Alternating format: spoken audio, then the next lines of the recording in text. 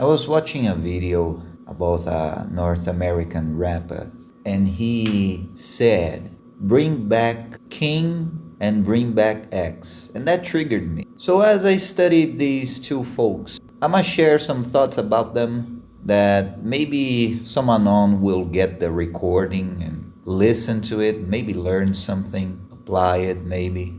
The whole point about, as far as I know about Mr. X, is Malcolm X, that he got allured by the truths that may be seen in religion of Islam. However, he had made frankly open enemies in his crusade for truth. And he was in a position in North America that you weren't allowed to say what you knew or what you thought of, especially if you have a certain phenotype. And coincidentally, this phenotype was always melaninated, and people used to give different treatments to melaninated individuals when compared to not so much melaninated individuals. But to a point that, in the name of science, people try to convince others that melaninated individuals' features were correlated with lower intelligence and even degrading animal features, so as to convince by dehumanization that they weren't even deserving of the same treatment as human beings. That was a really popular trend in the 19th century, especially when quote unquote colonizing some regions of Africa. But even before, on previous centuries, that was a maybe sponsored trend so people wouldn't complain about African individuals being treated as animals, especially circus animals. And the irony is that nowadays, regardless of phenotype, people are willingly paying to be treated like circus animals. Check your favorite influencer on YouTube or TikTok, and they are rewarded for that because of some psychology nerd who said that if people are rewarded, the behavior tends to continue in a higher frequency of occurrence. So this dude, he got educated. Maybe he spent some time locked in, being educated by reading and knowing other individuals. And he got a radical position favoring truth instead of sweet, sugar-coated talk, which is a polemic stance nowadays that people try to regulate what you can communicate, especially publicly. But that guy was all about to tell you how it is, but not all at once. That was one of his major seasonings. He wanted people to be free, but he knew that if you presented truth all at once, it would glitch the individual's brains, so the whole point of the communication would be lost. So you would have to present it little by little until the person who receives it could accommodate themselves to the message. And then you present a little more, so that's it. That's the method. And he found truth in Islam, but ironically, he made Muslims or phony Muslims enemies. And if you think the mainstream Gutenberg Bible is severe, try to check the Quran. It's a little more severe. But there's one thing about it that it's like a death sentence or not. If you really openly convert yourself to Islam, and if you don't follow it, all the premises, you're dead. It's a thing called jihad, which in a Western translation means to weed out the weeds, not only in your garden, but also in yourself. And in an Islam perspective, in Islam itself. So if you are perceived as a weed, you will be cut off. And this means you will die. And the do's and don'ts are written in the book. And that's basically a TLDR version of Mr. X. But there's something else that's interesting if we continue the digression about it. He realized that there was a royalty in being black that was kept a secret by whites. And he may have known why at the time or may have not known. But all he knew was that by being black, you are different. And there's a very good chance that you are royal in your bloodline. And that's a terrible secret that carries a terrible weight of responsibility, accountability, especially when you are unaware and you do stupid shit because you are unaware of the weight of your actions and especially your inactions. But because you're unaware, you cannot just yield the same treatment as if you were aware of it. Anyhow, Mr. King Jr., he was a very charismatic individual, but he was born in a time that charisma didn't make you far. And basically, he wanted unity amongst the black community, which at the time were deliberately separated by turf wars, ghettos fighting other ghettos, and fellow blacks fighting fellow blacks that, from his perspective, was silly. And maybe the dream he had was that people in general, not just blacks, could be united and live together as one instead of as many. And they were both assassinated, not murdered, and they were assassinated by demand. They had a price on their heads, someone went there, shot them, killed them, got the money. Maybe those individuals that hit them didn't live well with themselves. It's not like it wasn't written in some book or whatever. But if we turn a little more nowadays talk, we see that the lesson is being repeated, just in a different presentation. What were beforehand blacks versus blacks, or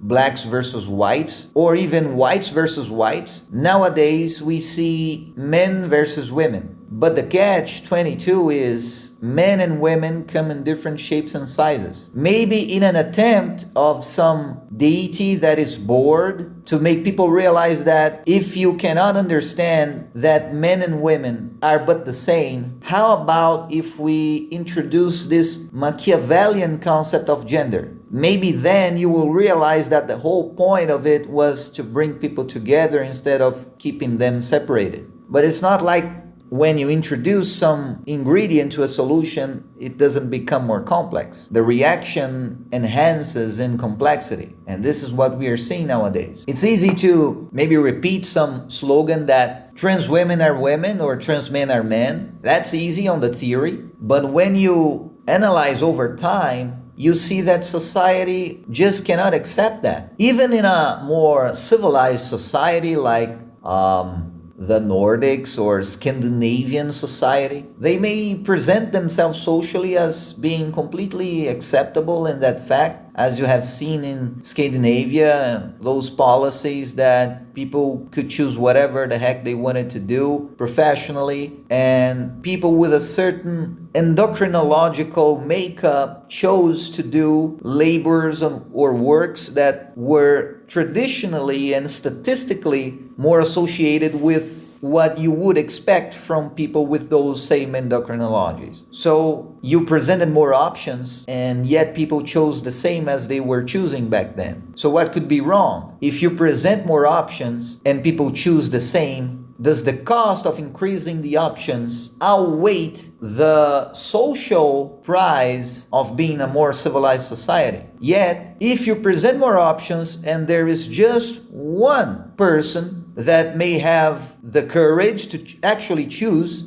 to behaviorally choose the increased option that you chose that wasn't present beforehand, so what does that say about your society in general? Because you have behavior and you have thoughts that may come before the behavior. So if just one sample in a statistically given environment chooses something else than it is expected from them to choose, where's the problem? In the cost or in the lack of options? I would think that the problem is in the lack of options before the lack of understanding in the society to accept those extra options and the behavior that comes from choosing those extra options and actually living those extra options. Because costs can be mitigated or worked around by automation. So that shouldn't be a concern. At least if you are a competent society, that is. Which I believe human beings are, because they are not extinct. So that shows a level of competence. So what could be said from the greater array of options that are presented and are chosen and lead lead to an increased quality of output. Well, that's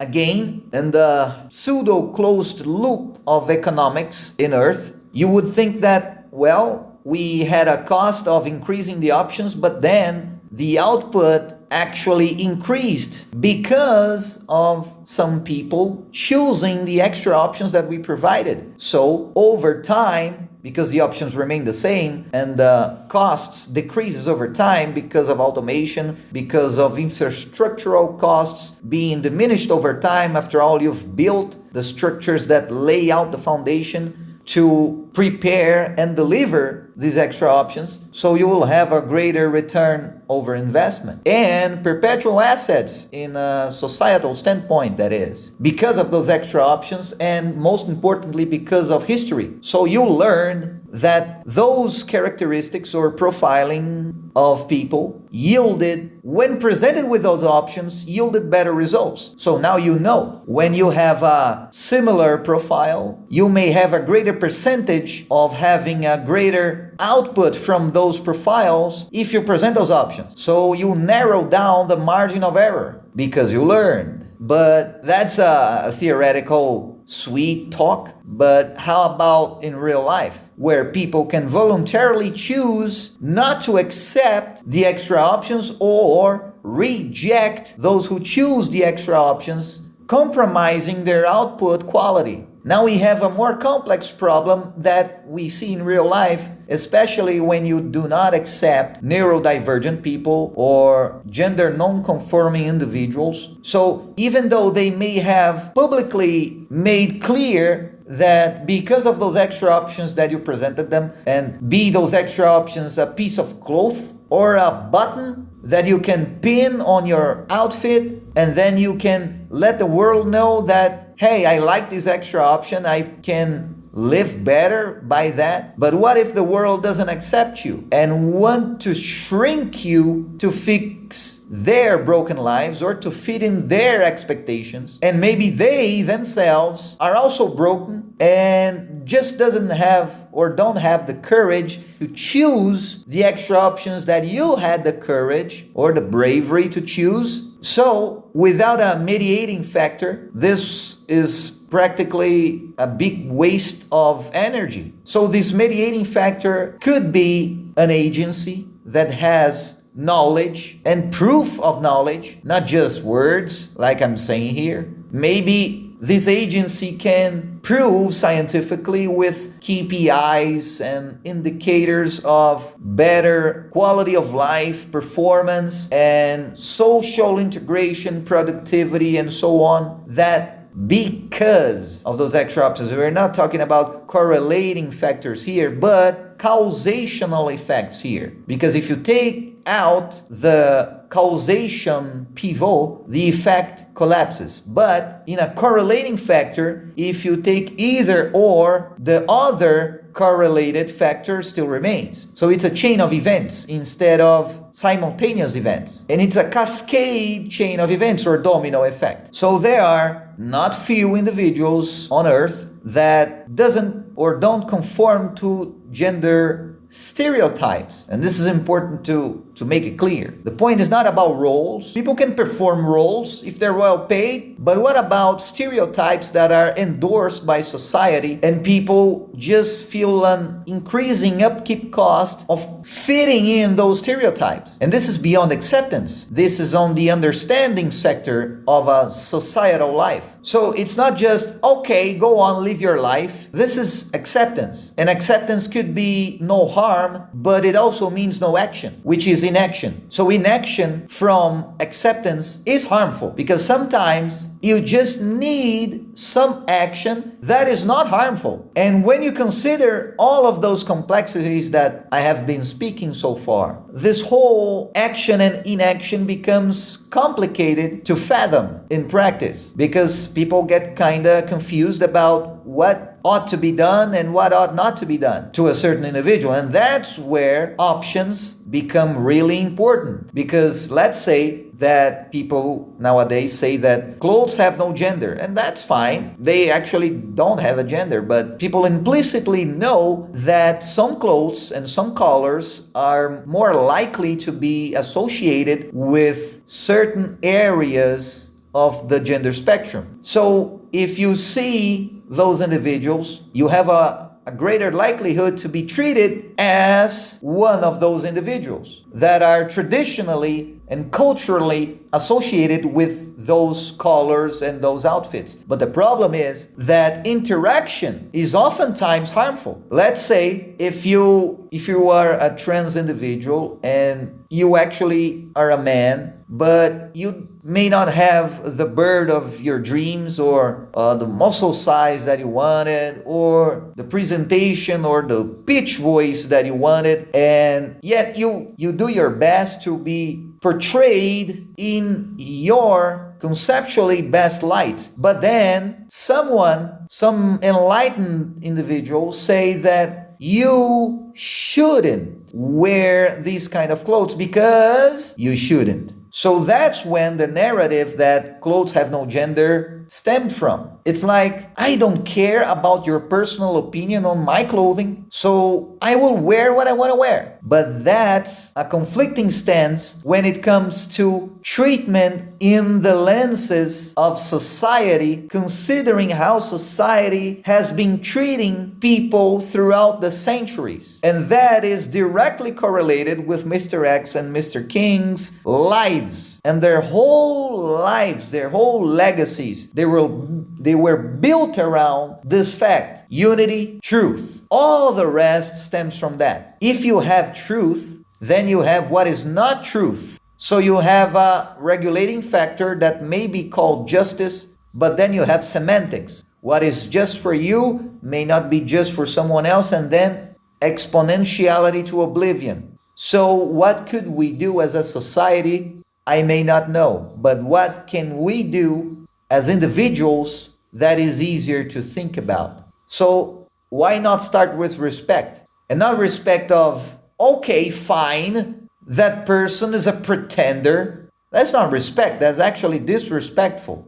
Within, because respect has to be grounded much farther than belief, which is a falsehood, but it has to be grounded on someone else's objective reality.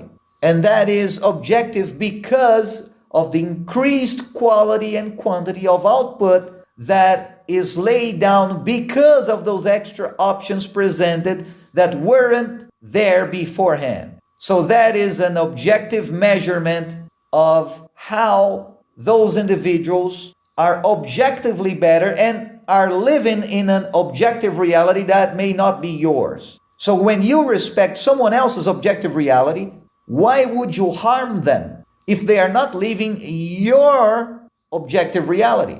This is an easier said than done statement, but it's some food for thought. Like, why would you harm someone else's space and not physical space? Because it can be confounded with touching. It's not a governmental space that can be mistaken as the person's housing. Maybe the person doesn't own a house or a vehicle, so it's kind of relative. And especially mental space. And that is critical when it comes to neurodivergent individuals. Because if their mental space is not respected, you may be sure that your mental space will not be respected either. It's like they just want to be left to live. But somehow, you always think you have the legality, maybe, or the right to invade, violating their space, which is mental, before anything else, and do crap. And that is triggering. And triggers may mean bombs being blown. And as much as that is really aesthetic, it's until it happens with someone you like or love, then it's not that much aesthetic, is it? So when you do not respect someone's space, you actually fragment yourself because of some mistaken belief that space is physical. It's not. Space is mental. And any psychic projector can confirm what I'm saying. Their physical body may be resting in some space or whatever, but their mind take them to someone else or somewhere else by thought. And let's call the medium that they go through space. But what if not only psychic projectors can do that, but also society, when you give an undesired compliment, or when you harass, or when you just cannot keep yourself quiet and you just have to make someone know that you despise them or you don't like them. You just have to make them know, because what does that say about them and what does that say about yourself? In a society that is fragmented such as ours, I wouldn't think that Mr. King would consider otherwise. There cannot be unity if differences are not only disrespected, which is already critical, but if they're also harmed in a vain attempt to remove them from existence. So the whole society would become a society of clones with different perspectives, thus different, and all of your crusade to remove differences was in vain before it started. So the mediating factor, the agency, has to have this knowledge and these proofs of knowledge, so you can actually be a higher degree of certain when you go into a chaotic environment, and you at least can be more sure that certain actions will have a greater likelihood to yield certain better results. And all of this word salad that I've said can be summarized in very simple terms. Respect differences and honor them. That's it.